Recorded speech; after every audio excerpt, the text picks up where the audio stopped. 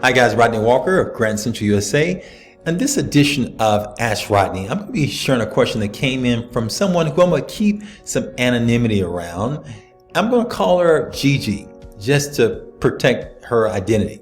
But with that said, Gigi wrote the following. She says, "Hi Rodney, I'm thinking about my professional development plans for the year." Let me stop here and say, hey, way to go. Good thinking that you're planning for the year.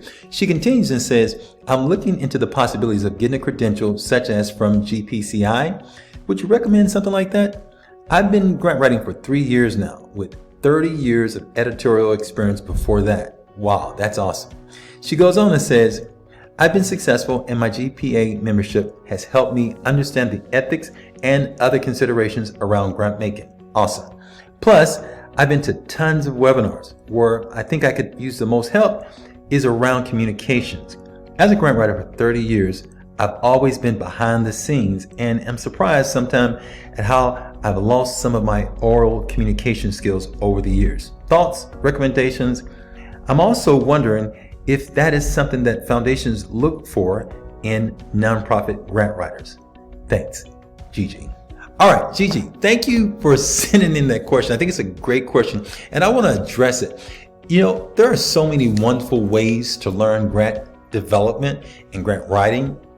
Many different organizations, some have different credentialing processes, and any way that you can improve yourself, I'm always thumb up for saying yes, yes, yes, because you should be growing, you should be continuously getting better.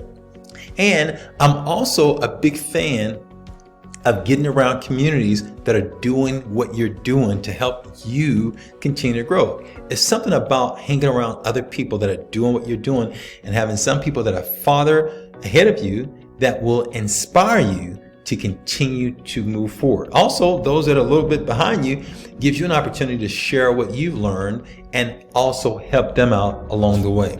I'm also a big fan of planning out for the year, which you've done, and I think that is absolutely awesome. Another thing that I would say, if you're looking at areas of growth, I'm always a big fan of looking at and getting training within the industry, but where a lot of people stop is right there. So I'm a bigger fan of also getting training outside of my industry, because there are always things in the industry that everybody talks about and you can stay stuck there. But when you get out of the box and start getting training in other areas, you begin to expand, you begin to grow. And it's not just the community that you are doing work within that's in your niche industry, but you begin to bring in other information from other industries that can also be extremely valuable. For instance, I'm a big fan that grant professionals should be learning things such as marketing. They should be learning things such as sales. They should be learning what you mentioned earlier, communication. They should be learning all of these other things that helps them to become more diversified. These additional skills begin to help them to expand.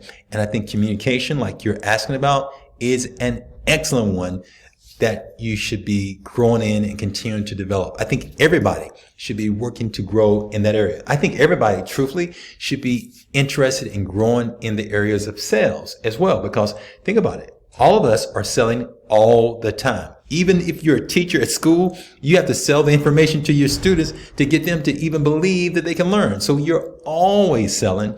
And I think that's another area that you may want to consider looking at as well.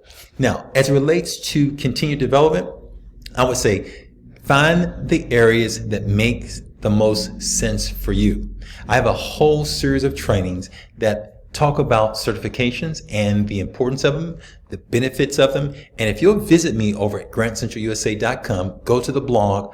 There are plenty of things there that talks about certification and different thoughts about it, because what you want to do is get the type of certification that's going to be the best fit for you.